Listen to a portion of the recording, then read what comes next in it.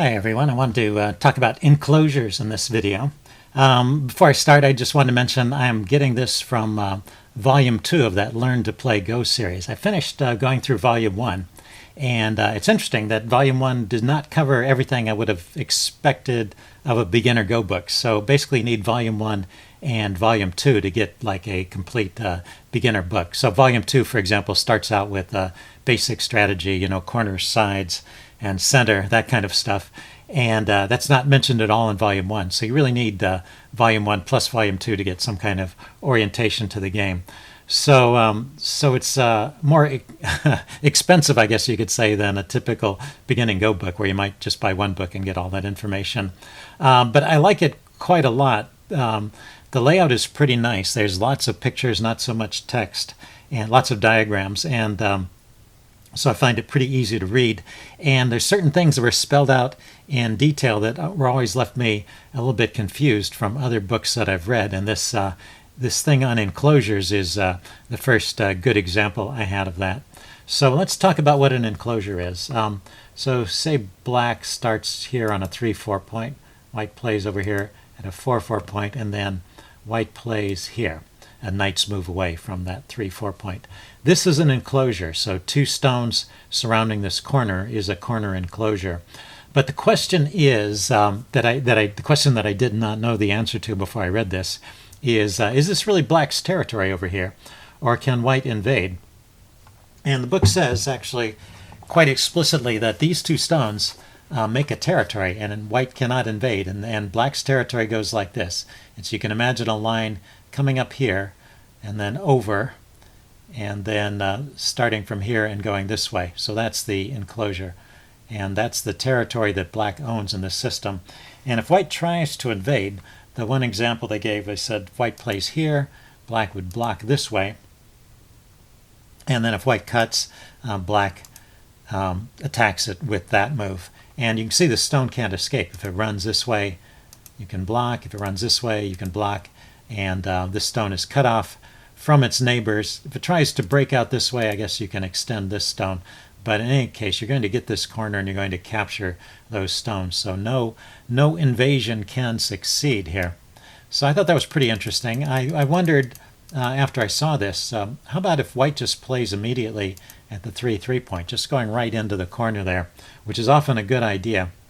And it's a bit tricky if you answer like this. White can try and build up something that way. But I eventually figured out that if you just answer here, keeping in mind that imaginary line that blocks your enclosure, just play along that line. And the stone doesn't have anywhere great to run. You're threatening to capture it. I mean, he can try and cut to break out, and you can attack just like in the previous line. If he tries to come around this way, you can block it off, or you can attack this stone. Let's see what's best here. I figured this out a minute ago. Let's see, I think you block here, and if he doesn't want to get captured, he has to play this way, and then you come here, and once again you're threatening to round up those stones so they can't get away. So that is an enclosure with starting with a 4-3 point, and it's pretty efficient. It only takes one move to make this corner enclosure, and if you count the spaces inside, so not counting the line, the spaces inside, it's 1, 2, 3, 4, 5, 6, 7, 8, 9, 10, 11. So it encloses 11 points. So that's something. This formation with two stones is worth 11 points. Now let's back up. There's another kind of corner enclosure that they mention. So if you place your stone here at a 4-4 point, white plays somewhere, and then you play a knight's move. This is an enclosure. Sometimes it's called an enclosure, but it does not actually create territory. White can still invade at this point. So this is not entirely safe. But the new information I got was that, say white plays somewhere else, grabs another corner, black can play here. So the combination of a knight's move in this direction and a diagonal move in the other direction creates territory, is what they say. So black actually owns a space over here, and white cannot invade. But it's a bit tricky to defend. I immediately started trying out this idea to see what would happen. And I've played a couple of games where where I created this corner enclosure with the full enclosure here with 3 stones. And then white was able to, my opponent, I forget what color it was, my opponent was able to invade. Kind of annoying. And so I wanted to show that to you and talk about what I could have done better to prevent that invasion. But, well, just before going to that, I wanted to show you those games. But before going to that, I wanted to say it's interesting that if you're interested in territory, that's why that 3-4 move,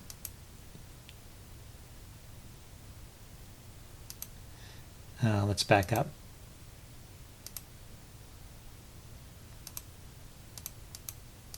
This 3-4 move is more efficient than the 4-4 move in creating territory because it only takes 2 stones to enclose that territory, whereas in the line we looked at, it took I can't get this to work. Anyway, yeah, it took 3 moves to enclose that much territory. So I guess what I want to say is that if you're interested in territory, it's more efficient to play at the 3-4 point here, and then you get one extra move to enclose that territory. Whereas if you play with the 4-4 point, it's often said that's less territory oriented and more influence oriented, and this is an example of it. It takes 2 moves after you play at the 4-4 point to really create territory. Okay, so let's go and look at those games. Here we go. So this is the first one, and let's back up, go forward. Here you can see I created that enclosure with those 3 stones right there. And then at some point, yeah, right here, at some point white decided to invade. So this point, yeah, white played here at the 3-3 point, the logical way to try and invade and break up that corner. I blocked, and white haned, and I did a hane. And then white extended, and I extended. I think this is maybe the first mistake. Strictly speaking, that move is not necessary. If white tries to come out in this direction, I can always block over here. So that maybe was a bit of a wasted move. Then he comes over here, and now you can see the shape that white is going to create. He's going to have an eye here and another eye somewhere in the corner. And it's very hard to stop at this point. I placed a stone here to try and prevent white from breaking out, and I was able to confine white to this space, but I wasn't able to prevent the formation of a second eye. So this has 2 eyes. It's a small space here, but he has 2 eyes and he lives in the corner. So if I wanted that territory for myself, I've just failed. So let's back up and see what I could have done better. And I think you really have to be, make the most of every move. So right here, after white extends, it's probably not so great to extend in return. Just if he wants to try and break out, you're going to block him on the next move. So coming over here, maybe this was an idea I had, attacking this stone, and then if he tries to create this formation, you can attack from this direction. And now this stone is in Atari, and if he doesn't play here, that stone will be lost. So if he plays here, for example, you just capture it, and this is 2 broken up. If he tries to create a situation, you can fill in here, and the most that white can get is 1 eye. So when you attack that, white has to fill in. But then, once again, this is a space that's not alive. All you do is say, you could extend here, for example, just so you could deal with any attempt to break out. And then if white tries to make 2 eyes there, you just have to play in the center and prevent him from forming that second eye. So you've got him captured here. So that invasion should not have worked, and I just played wrong there. So let's go through that again. He invades, I block, he hanes, and I hane too, and create this tiger mouth. It helped probably that I had this stone out here already, because that makes this formation a little stronger, but it should be okay anyway. And then coming over here and attacking this somewhat loose stone, instead of playing that move, instead of just following him down, just coming over here and attacking that stone, it seems like this would be the best way to try and kill those stones. Okay, let's go on to the second game. Failed enclosure 2. Let's back up and go forward. Here we go. So this happened pretty early on in the game. Yeah, I just placed this stone here. So my last move was to place a stone here. So I have a knight's move this way, a diagonal move this way. I think it's the same. It switched the orientation from the previous one, but it's the same idea. And he invaded at the 3-3 point. I blocked again. And now the previous game my opponent Haned. In this game, this guy did just a straightforward extension. He extended the stone in this direction, and he's trying to block out space back here. And I did a Hane. And I think this is probably still okay, but it's in the direction of getting me in trouble. So let's see. He did another Hane, and then I attacked these two stones, and this gives up the corner, because what he played is he played right here. Pretty logical way of just attacking the stone, which can't be saved. Let's see. I played there on the outside. He took, and then I played over here. I'm just trying to keep that space as small as possible. But now he's got two eyes. He's got an eye here and a knight here, and I cannot stop him from forming two eyes, which he did very efficiently there. So that is how I lost. Now you might think, and at first I thought, well, maybe if I attack from the other side. In this position I had played here, attacking those two stones, and he counterattacked my stone, and his attack was stronger. But if I attack from this side, he can't play that trick. These two stones are in Atari. He has to connect.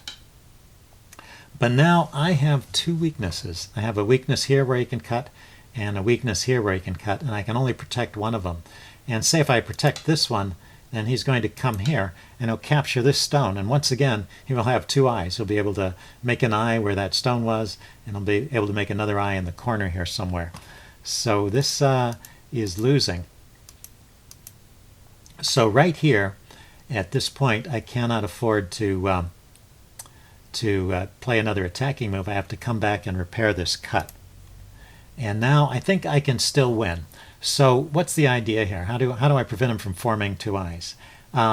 He can form. He wants to play a stone here and a stone here. And the idea with the stone here is to form an eye in the corner. And the idea with the stone here is to form an eye here, like we saw. And just recently I showed a similar setup. So like he created in the game, actually. So I just have to prevent those two eyes from forming. So however he goes, say he goes here. See, all I did in my previous move was make this corner solid so he can't cut it and get an eye over here easily. So he tries to create an eye in the corner by extending this way. Then I play here and prevent him from forming that second eye. And on the other hand, if he plays here, trying to get an eye over here, then I play over here, and he can't form an eye in the corner. So I think these stones cannot survive over here, and I can always capture them, and that's that's the way I'm going to play it in the future. And if I run into any problems with that, I will let you guys know.